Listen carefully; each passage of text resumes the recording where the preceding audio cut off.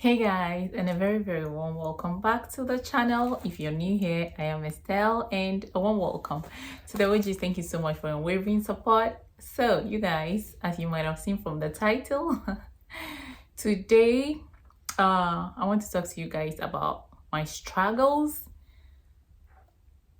since I came to the United States. Well, I've been here for almost 3 years. Yes, almost 3 years, and it's not been easy, you guys. It's not been easy.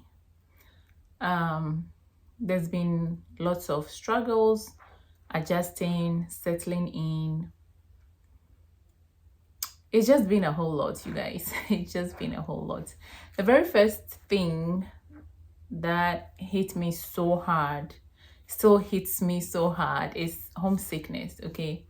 Because here's the case that you've left your family, friends, loved ones, and you've come to a new place to start afresh, okay? To start life afresh. It's not been easy. So this got me wondering, though we have technology, we have platforms where we could FaceTime and all that, it's still not enough. FaceTiming is good. We thank God for that. We thank God for the technology to be able to see each other via phone and all. But it's still not enough. It's not enough. It's not enough. If you've been away from your family, if you're someone who is so much connected to your family and you've been away from your family, you would understand what I'm trying to say. It's been tough, you guys. It's been so tough. Even though you talk to them almost every time, FaceTiming. So this got me wondering actually how some people who traveled way back out of their countries at the time where there was no technology, phones were not that common. It just got me wondering, how did they cope? How did they cope? Because how were they talking to their families? How were they hearing from their family back home? It really got me thinking. And so yeah, I'm grateful for technology. It's helping in a way, but there's still struggles, okay? There's still struggles, but I'm really thankful for technology. Really thankful. The second thing I've been struggling with is here in America, and I'm making this video to caution anyone who is traveling out of your country. It doesn't matter whether it's Africa or Europe or America, okay, or Canada or wherever, whether you're traveling to a developed country or to an undeveloped country. These are some of the things you should take note of before making that journey. Another thing I've been struggling with is racism or bullying. In a way, it's not being direct, as in maybe direct confrontation, but people's actions and people's comments, you know. So it's like some people do not even want to set eyes on you. So sometimes I made a video the other day where I said someone came on here to insult me. I might link it, I'm not sure. People do not want to see you. You irritate them. As soon as they set eyes on you, they're like, what are you doing in our country? Go back to where you come from. Even though they do not tell you to your face, they probably would come to maybe your social media platform to air their views, to make such comments. There's some times where you are at a place, maybe a store or buying something, and you just feel this strong feeling. Maybe someone is staring at you and you turn and someone is staring at you in a very demeaning manner. There's been quite a number of experiences like that. But I do not really take that to heart, because I know people are struggling, people are depressed, people are going through things, and some of them might want to feel good about themselves by, you know, trying to vent their anger on someone else or their frustration on someone else. And so sometimes in the heat of the moment you feel it, but then afterwards I just take my mind off it, because I don't want to let that get to me, because everyone is dealing with stuff, okay? So don't let whatever derogatory comment someone passes affect you. Also, I'm beginning to think that sometimes, someone might be staring at you, but their minds are probably not on you. That's what I'm thinking. They might focus on you. Maybe you think they are looking at you and staring at you in a very bad manner, but maybe their eyes are there, but their minds are not there, because people are going through things. I try to give people the benefit of the doubt, okay? I try to give people the benefit of the doubt because I don't want it to get to me, okay? Well, that's how I'm coping. That's my coping mechanism. If it's not that bad, like maybe physical assault, or, if it's just actions, I just let go. So, yeah, that's one of the things. You don't have to let anyone's behavior dim your light. Just be yourself. If you're a bubbly person, if you're an outgoing person, just be yourself, and yeah, just go your way. One other thing I've been dealing with is the cost of living here. It is so expensive living here. You guys might not understand. Especially those people back home watching might not understand. They'll be like, ugh, there she goes again. But it's so expensive. And something I'm struggling with is, if you're buying something, converting the money into how much that thing is going to cost in cities. For those in America who do not know what I'm talking about, the city is a currency of my country, Ghana. So I try to convert it into the currency of my country, and it is so much money. So much money. And I'm telling myself, oh my goodness, should I go ahead and buy this, or I should just let it go? The thing is a necessity. It's not as if I'm spending on things I do not need. No, a necessity, like food stuff. That's what I'm trying to say. Food stuff. So how am I going to survive if I keep doing that? Am I telling myself I do not want to eat? Do I want to go on a hunger strike because the things are expensive in my currency? Yeah, so that's one thing I'm struggling with. I'm trying hard to stop, just close my eyes and, take it out of my mind and just buy it because I need it anyway. So yeah, that's one of the things. So it's not as, rosy as people out there think it is. Things are really expensive here, and woe betide you if you keep converting the currency. That even makes it worse. That even makes it so bad. One of the struggles I'm facing here is especially at work. It's very difficult having conversations, because it's one thing someone wanting to know about your country and your experiences or your culture, and it's another thing when we are maybe in a meeting or in a gathering and they are talking of maybe American stuff, American football, American culture, American stuff. It's very difficult to participate in such conversations because you grew up somewhere else. You surrounded yourself with another culture. You grew up with another culture and another a different world view, okay? And here you are in a place where they are talking about something you have no idea about. You're totally clueless. It makes you feel dumb. It makes you feel like you don't know what you are doing there, or you don't belong. And so that's one thing I've been struggling with. It's not everywhere, but maybe in the corporate world. It's not about my job. It's about maybe in gatherings, maybe in this where they have trivias and stuff like that based on American stuff. That can be really, really discouraging and disheartening, because it's like you have no idea what is going on around you. Yeah, so that's also one thing I'm still struggling with. You can read and learn about some of the things, but imagine it's something you're not really into.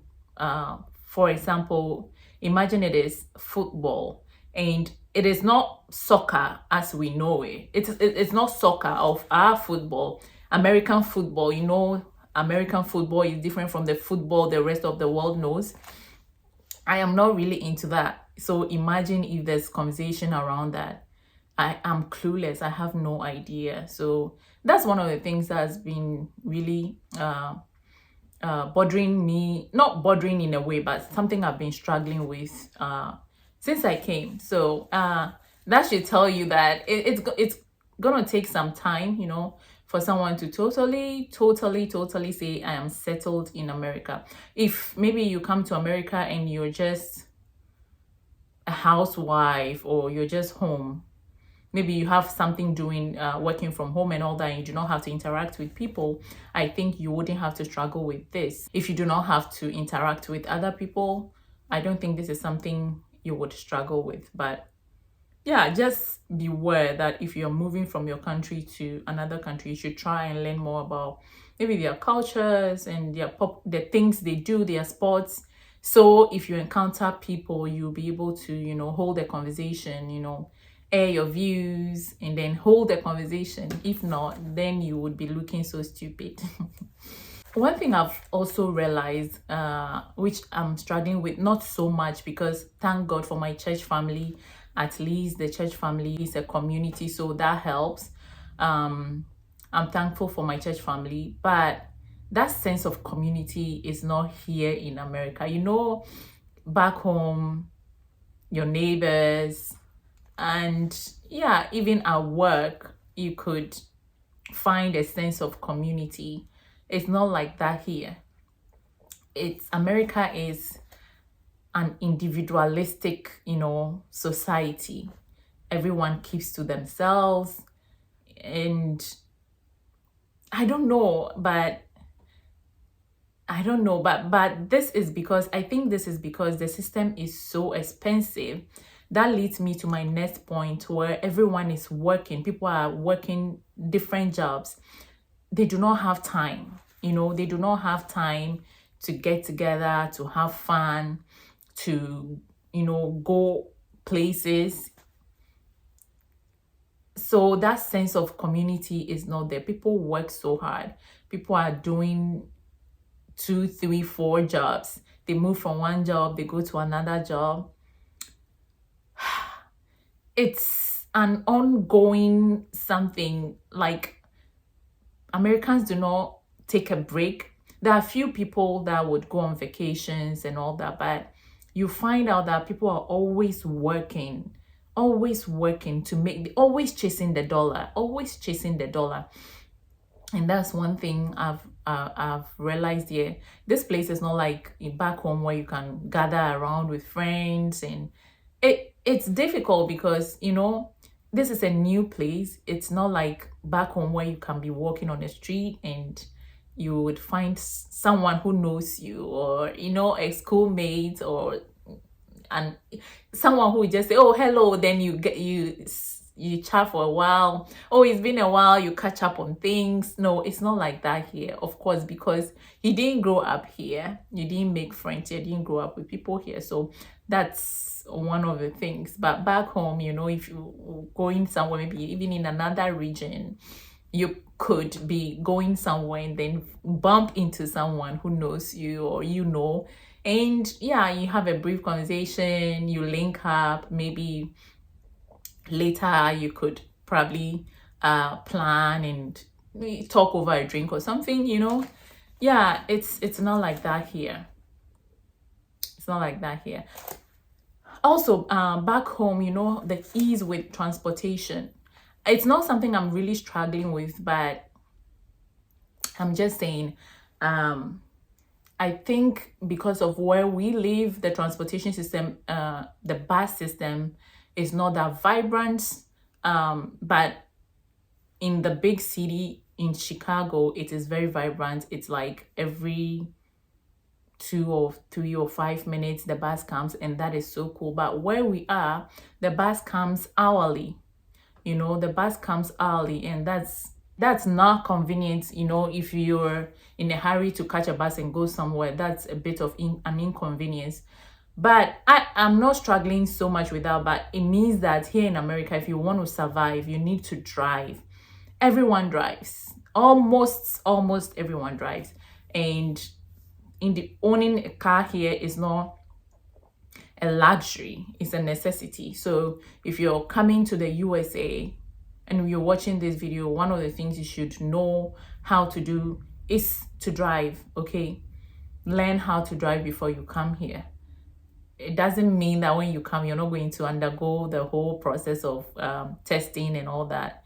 You would. There are some states that might accept your your driver's license from your country, but here where I am, it's not allowed. You need to go through the testing, whatever, and then get a driver's license. So make sure you know how to drive before you come here.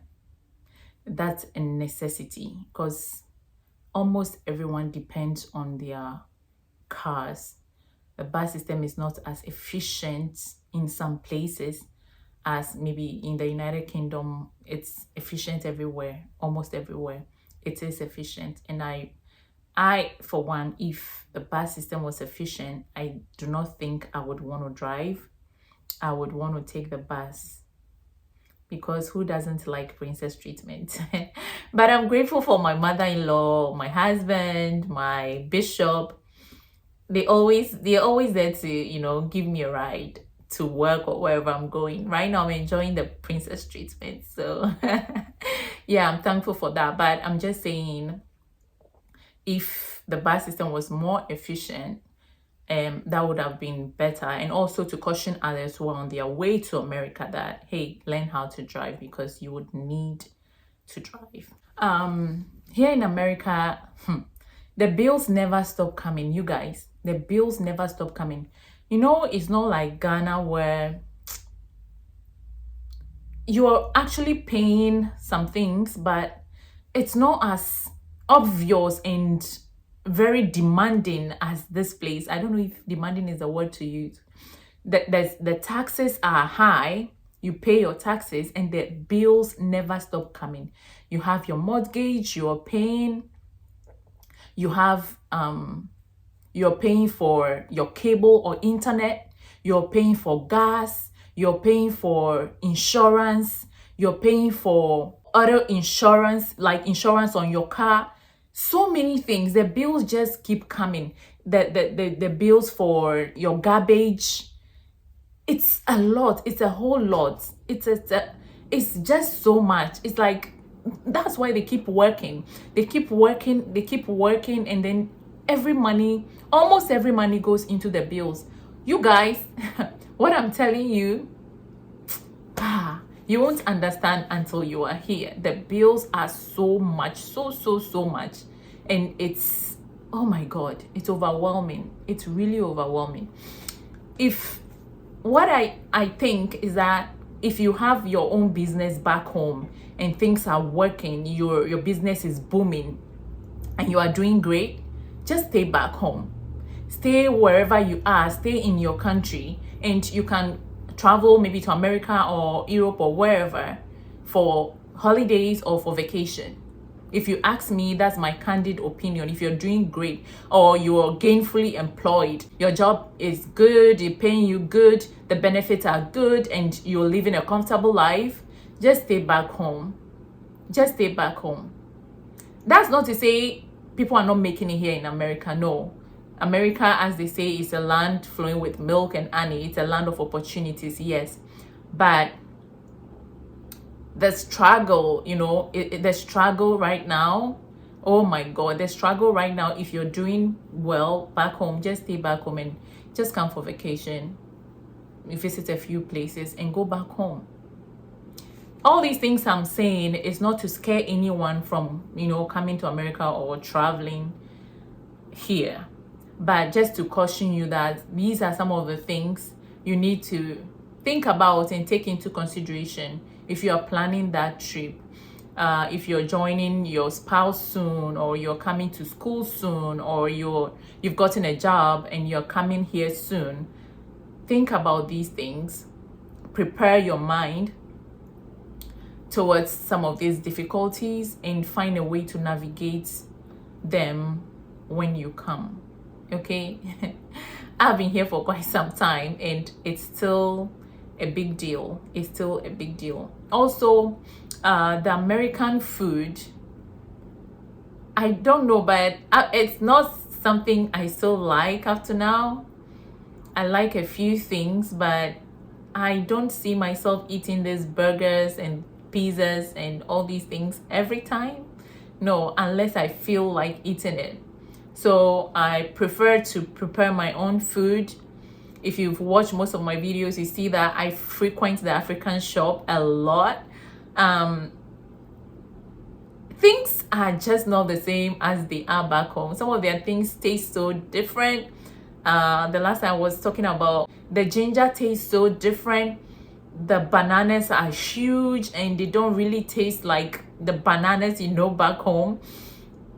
I don't know if it's because most of these things are genetically modified, that's why they taste so different, or that's just how they are. So I do not enjoy their food. I try as much as possible to go to African shop, get the few things that I can, and cook the foods I know and I enjoy, the foods I've been brought up with. So these are some of the struggles. These are some of the struggles here.